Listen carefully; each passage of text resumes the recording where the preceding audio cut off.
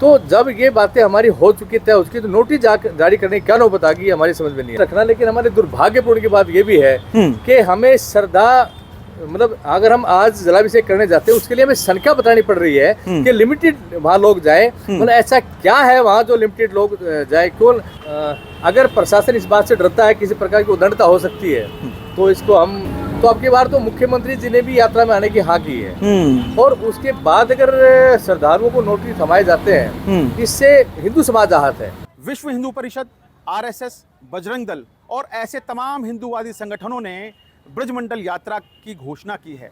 ये ब्रजमंडल यात्रा नूह के नल्हड़ मंदिर से शुरू होकर फिरोजपुर झीर मंदिर जाएगी। उसके बाद पुन्हाना में श्रृंगार मंदिर पर जाकर इसका समापन होगा।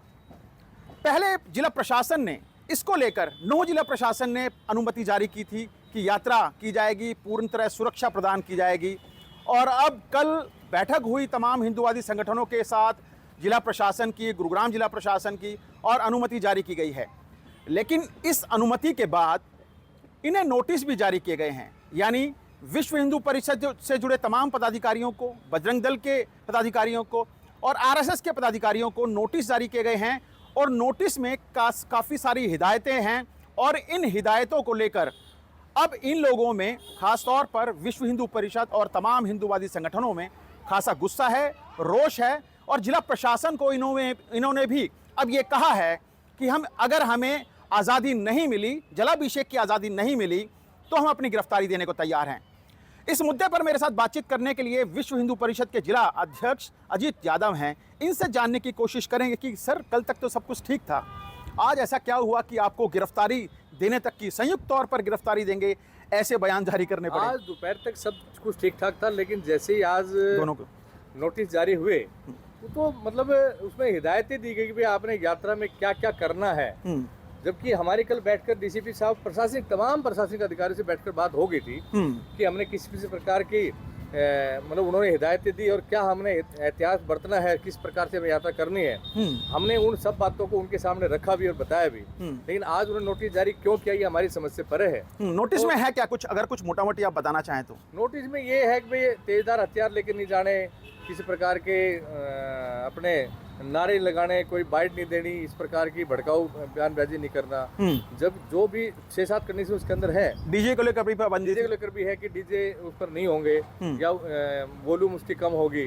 तो जब ये बातें हमारी हो चुकी तय उसकी तो नोटिस जारी करने की क्या नौबत आ गई हमारी समझ में नहीं आ रहा। जिला प्रशासन के मन में ये संशय है कि संख्या नहीं बताई जा रही, चाहे विश्व हिंदू परिषद की तरफ से देखें। जिला प्रशासन के मन में संशय नहीं होना चाहिए, क्योंकि हमने बता दिया था कि हमारे गुड़गांव से 400-500 के आसपास संख्या जाएगी और उन्होंने कहा ठीक है जी, संख्या लिमिट रखना। लेकिन हमारे दुर्भाग्यपूर्ण की बात ये भी है कि हमें श्रद्धा मतलब अगर हम आज जलाभिषेक करने जाते हैं उसके लिए हमें संख्या बतानी पड़ रही है कि लिमिटेड वहाँ लोग जाए। मतलब ऐसा क्या है वहाँ जो लिमिटेड लोग जाए? क्यों मतलब वहाँ पर क्यों ना हम जिनकी श्रद्धा वो सब जाए। अजीत जी, पिछली बार नूह हिंसा के बाद जिस तरह से उपद्रव हुआ, 5 लोगों की हत्या हुई, दर्जनों लोग घायल हुए जिसमें महिलाएं और बच्चे थे, कहीं ना कहीं जिला प्रशासन इसको लेकर पसोपेश की स्थिति में था, असमंजस की स्थिति में था और तभी इस तरह की पाबंदियां लागू की जा रही हैं। क्या आप इस बात से सहमत नहीं हैं?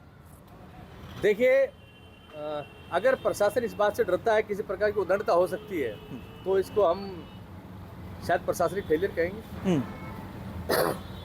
प्रशासनिक फेलियर कहेंगे। केंद्र में मोदी सरकार है, भारतीय जनता पार्टी की सरकार है, हरियाणा में नायाब सरकार है। इससे पहले जब मनोहर सरकार थी तो वहाँ पे उपद्रव हुआ था, हिंसा हुई थी, 5 लोगों की हत्या हुई थी। हमें नहीं लगता कि कोई मुख्यमंत्री प्रदेश का ये दिशा निर्देश जारी करे कि लोगों को सुरक्षा नहीं देनी। अगर ऐसा है तो ये भी दुर्भाग्यपूर्ण हमारे लिए। आपकी बार तो जो वर्तमान में मुख्यमंत्री नायब सैनी जी है, हमारे कुछ बड़े अधिकारी जो है उनसे जाकर मिले थे, जो हमारे पदाधिकारी हैं संगठन के। तो अब की बार तो मुख्यमंत्री जी ने भी यात्रा में आने की हाँ की है और उसके बाद अगर श्रद्धालुओं को नोटिस थमाए जाते हैं इससे हिंदू समाज आहत है। अच्छा, नूह जिला प्रशासन ने कहा है कि आप यात्रा में आइए, आपका स्वागत करेंगे, लेकिन डीजे लेके मत आइए, किसी तरह के नारे ना लगाइए। तो किसी तरह के नौकेली हथियार जैसे तलवारें लहराते हैं वहाँ पे पिछले 4-5 सालों में देखा था कि लोग इन मंदिरों के अलावा अन्य इलाकों में भी, ग्रामीण इलाकों में जाते थे, हथियार लहराते थे। तो इस तरह की अगर घटनाएं होती हैं तो उसके लिए जिम्मेदार कौन होगा? देखिए, मैं कहता हूँ कि एक देश एक कानून होना चाहिए जब देश एक है तो ये कानून अलग अलग कैसे है? मैंने आपको अभी 3 रात रोज पहले जो दूसरे समुदाय के लोगों का मुहर्रम का जो त्योहार था उस पर ताजिया निकाला गया और उस पे नंगी तलवारें लहराई गई, क्या ये नोटिस या कार्रवाई उन पर नहीं बढ़ती? हिंदू समाज पर ऐसा क्यों है? ये पाबंदियां सारी हिंदू समाज पर क्यों है? हम तो कहते हैं अगर एक ही सब समान देखे जाए तो सबके लिए कानून बराबर हो और सभी के लिए ये हिदायत दी जाए कि ऐसा नहीं करेंगे। अच्छा, यात्रा को लेकर तैयारी क्या कुछ है? कितने बजे ये यात्रा यहाँ से निकलेगी, फिरोजपुर झिरका पहुँचेगी, नून के नलड़ में पहुँचेगी, फिर फिरोजपुर झिरका और श्रृंगार में जाएंगे? देखिए, सभी जो जिला 27 संगठन की दृष्टि से हरियाणा में 27 जिले हैं और उत्तर प्रदेश से भी आएंगे और अपने राजस्थान से भी आएंगे।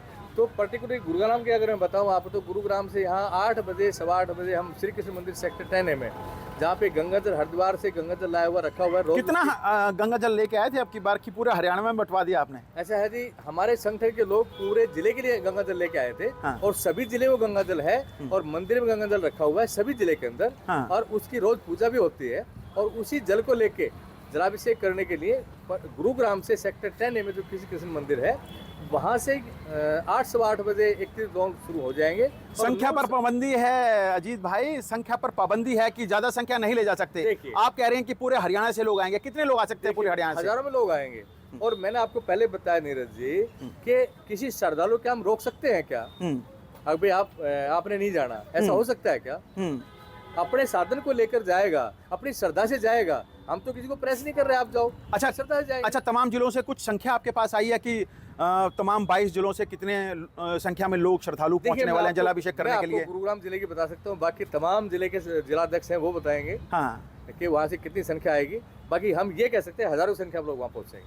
कल अगर आपको यात्रा से ठीक पहले नोटिस के बारे में जवाब देने के लिए कहा गया तो फिर क्या कहेगा? विश्व हिंदू परिषद क्या करने वाली है, आरएसएस और फिर बजरंग दल? उस नोटिस में हमें से जवाब को नहीं मांगा है, सिर्फ हिदायत दी गई आपने ये एहतियात बरतना है और वो हम एहतियात ऑलरेडी बरत रहे हैं। हमें तो बुरा ये लगा कि बुला करके सब बातें तय हो गई तो आज नोटिस जारी क्यों किया जा रहा है? आपने अभी कहा कि डीजे भी लेके जाएंगे लेकिन कम आवाज में बजेगा। देखो, जो हिंदू है वो एक शांत स्वभाव के मतलब है तो वो उदंडता नहीं करते। अगर हम डीजे लेके जाएंगे तो वो बिल्कुल वॉल्यूम जो लिमिटेड है वही रखी जाएगी ताकि किसी दूसरे को उससे दिक्कत ना हो। और धार्मिक भजन 3 जो तय किए गए हैं सिर्फ वही चलेंगे, बाकी और कोई नहीं चलेंगे। तो ये हमारे साथ विश्व हिंदू परिषद के जिलाध्यक्ष अजीत यादव हैं, जिनका कहना है कि यात्रा हर हाल में निकाली जाएगी। संख्या नहीं बताएंगे। गुड़गांव से अगर संख्या की बात करें तो 500 के करीब यहाँ से लोग जाएंगे। हालांकि जिला प्रशासन ने अनुमति ज़रूर दी है। कल भी बेहद शांतिपूर्ण तरीके से बैठक संपन्न हुई और तमाम तरह की हिदायतें विश्व हिंदू परिषद, आरएसएस, बजरंग दल और तमाम हिंदूवादी संगठनों को दी गई थी। और इसके बाद से आज सुबह से इनके पास ये नोटिस आने शुरू हुए हैं। नोटिस को लेकर खासा गुस्सा और रोष जरूर है। अब देखने वाली बात ज़रूर होगी कि यात्रा से ठीक पहले ये नोटिस कहाँ तक इसकी गूंज जाती है, क्योंकि मुख्यमंत्री नायब सिंह सैनी के द्वारा भी या फिर उनके लोगों के द्वारा भी ये कहा जा रहा था कि जलाभिषेक इस कार्यक्रम में मुख्यमंत्री पहुंच सकते हैं। लेकिन अब नोटिस आ गए हैं मुख्यमंत्री के जाने से पहले, तो ये कहीं ना कहीं बहुत दूर तक जाने वाली बात लगती दिखाई दे रही है। कैमरामैन प्रवीण कुमार के साथ नीरज वशिष्ठ, गुरुग्राम, हरियाणा तक।